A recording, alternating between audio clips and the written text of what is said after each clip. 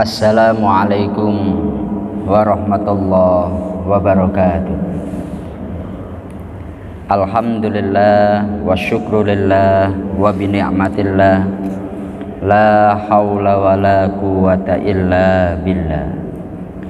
Rabbi syrahli sadri wa yassirli amri wahlul uqdatam min lisani yafqahu qawli. Kepada yang kami muliakan segenap jamaah Masjid Agung Batam yang dirahmati Allah Subhanahu wa ta'ala, seperti biasa setelah melaksanakan sholat zuhur, sejenak marilah kita mengikuti kajian tafsir Asy-Syafi'i.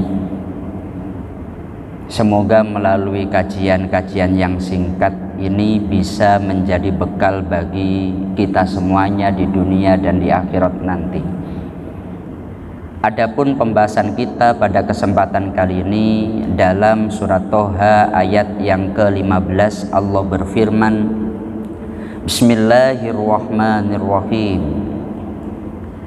Inna sa'ata atiyatun akadu ukhfiha litujza kullu nafsim bima tas'a. Yang artinya, sesungguhnya hari kiamat itu akan datang, dan aku, yakni Allah, merahasiakan waktunya agar setiap orang dibalas sesuai dengan apa yang telah dia usahakan. Dalam Mukhtasar Al-Muzani, Imam Asy-Syafi'i beliau diriwayatkan berkata, Allah Subhanahu wa ta'ala memberikan kelonggaran untuk menangis karena kematian seseorang, tetapi tanpa meratap-ratap dan menangis yang keterlaluan, karena ratapan itu hanya akan menambah kesedihan, menghalangi kesabaran, dan mendatangkan dosa besar. Karena Umar radhiyallahu anhu meriwayatkan bahwa Rasulullah bersabda, Innal mayyita la yu'adzibu bibukai ahlihi alaihi. Sesungguhnya orang yang wafat, dia akan disiksa disebabkan tangisan yang keterlaluan, meraung-raung ratapan yang keterlaluan dari keluarganya. Ayat yang kita bahas ini adalah ayat penegasan bahwa yang namanya kiamat itu pasti akan datang, dan itu telah ditetapkan Allah melalui ayat-ayat yang ada di dalam Al-Quran, dan kita wajib untuk mengimaninya. Tetapi kapan datangnya kiamat itu? Dalam ayat ini Allah menegaskan, akadu ukhfiha, dan aku merahasiakannya. Maka memang yang namanya kiamat itu dalam keyakinan kita pasti datang, tapi kapan waktunya wallahu a'lam. Jangankan kita yang sebagai manusia biasa, Rasulullah, bahkan malaikat yang dekat dengan Allah, yakni malaikat Jibril, itu tidak tahu. Dalam salah satu hadis yang masyhur, yakni hadis Jibril, Nabi Muhammad di hadapan para sahabat tiba-tiba didatangi seseorang yang itu oleh Rasulullah di beberapa hari kemudian dijelaskan itu adalah malaikat Jibril. Orang yang datang kepada Nabi itu tanya kepada Rasulullah, salah satu pertanyaannya, kapan datangnya kiamat wahai Muhammad? Maka jawaban daripada Rasulullah, laisa al-mas'ul anha bi'a'lama minas sa'il. Yang ditanya tidaklah lebih tahu daripada yang bertanya. Kamu dan saya sama-sama tidaklah lebih tahu, sama-sama tidak tahu. Maka ini menjadi sebuah penjelasan daripada keimanan kita berkaitan dengan hari kiamat. Yang namanya kiamat itu pasti datang, tapi hanya Allah yang tahu kapan datangnya. Dalam ayat yang lain, la yujalliha liwaktiha illahu, nggak ada yang ngerti kapan datangnya kiamat kecuali Allah. Oleh sebab itu setiap kali manusia membuat prediksi pasti salah, Pak. Dulu 1999 tanggal 9 bulan 9 jam 9 katanya kiamat.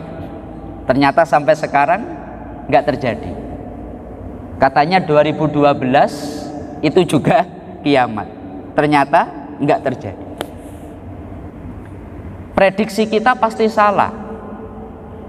Yang pasti datangnya kiamat itu kalau di dalam Al-Quran la ta'tikum illa baghtah, datangnya pasti akan sangat mengagetkan, tidak terduga.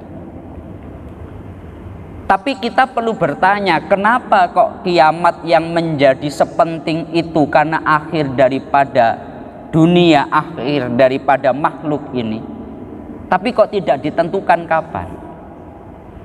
Karena di dalam lanjutannya Allah berfirman litujza kullu nafsim bima tas'a, untuk memberikan balasan kepada setiap orang atas apa yang telah diusahakannya, atas apa yang telah dikerjakannya. Jadi kenapa hari kiamat itu menjadi sebuah rahasia? Karena agar kita betul-betul mempersiapkan diri. Kalau saatnya datang kita sudah memiliki persiapan. Di dalam syariat itu ada banyak perkara yang penting, yang sangat luar biasa, tapi sengaja disembunyikan. Satu contoh, Lailatul Qadar.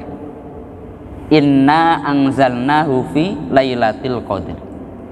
Lailatul Qadar itu malam yang sangat agung, tapi sengaja disembunyikan. Kapan? Bisa di awal Ramadan, bisa di tengah Ramadan, bisa di akhir Ramadan.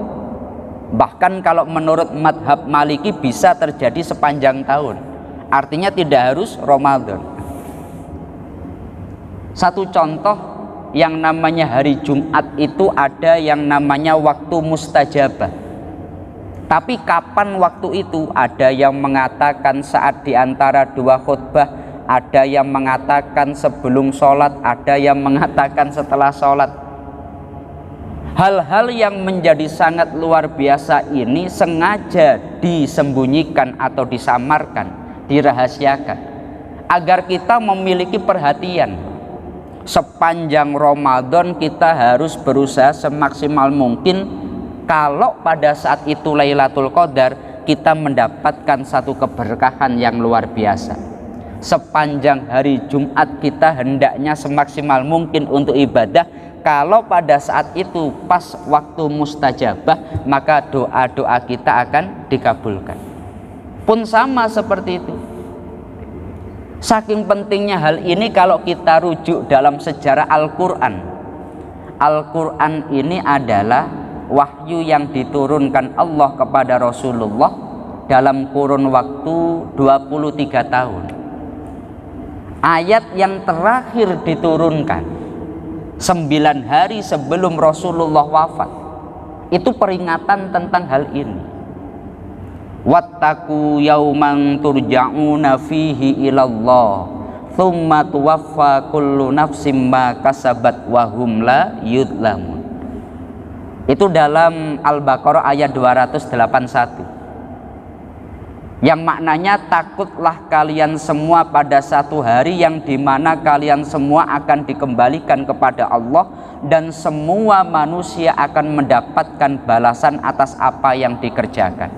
Kembali lagi peringatan bahwa kalau kiamat terjadi maka yang ada tinggal pembalasan. Kalau kiamat itu terjadi maka semua orang akan mendapatkan balasan. Oleh sebab itu, kalau para ulama itu tidak mikir kapan datangnya kiamat, dunia ini nggak mikir. Yang dipikirkan adalah bagaimana selama dia hidup melakukan amal kebaikan sebanyak mungkin. Karena hakikatnya kita semua kalau dalam hadis itu setiap kita wafat maka kita menemui kiamat kita masing-masing. Dalam hadis Rasulullah beliau menjelaskan, man mata faqad qomat qiyamatuhu. Kalau ada orang wafat, dia telah mendapatkan kiamatnya. Artinya kita itu pasti mengalami kiamat, tapi ada namanya kiamat sugro kecil, ada kiamat kubro, kiamat yang besar. Kalau kiamat yang kecil saat kita wafat itu kita mendapatkan kiamat kita masing-masing. Lah kita pasti mendapatkan itu. Kalau kiamat yang besar, wah ini wallahu a'lam ya.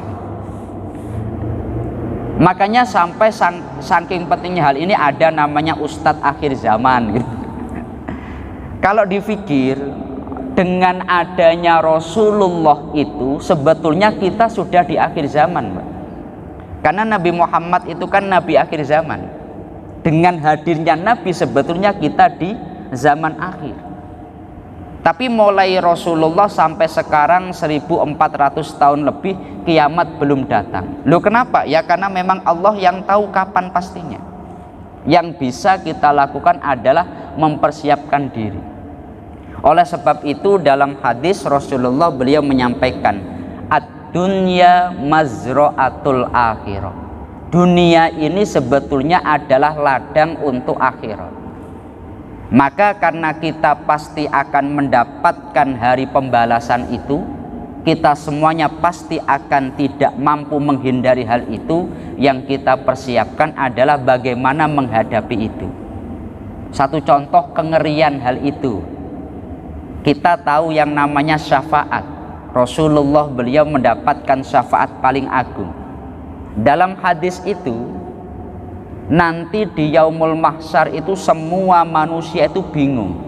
Mereka takut karena semua amalnya akan dihitung, yang kecil atau yang besar. Karena mereka takut, mereka bingung mendatangi para nabi. Jangankan manusia, Nabi Adam pun dia kebingungan. Wah, saya sendiri bingung. Nabi Adam tidak bisa memberikan pertolongan atau syafaat.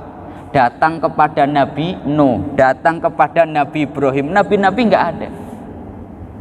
Kalau kita membaca hadis itu artinya jangankan kita yang manusia biasa, Nabi pun itu mengalami ketakutan.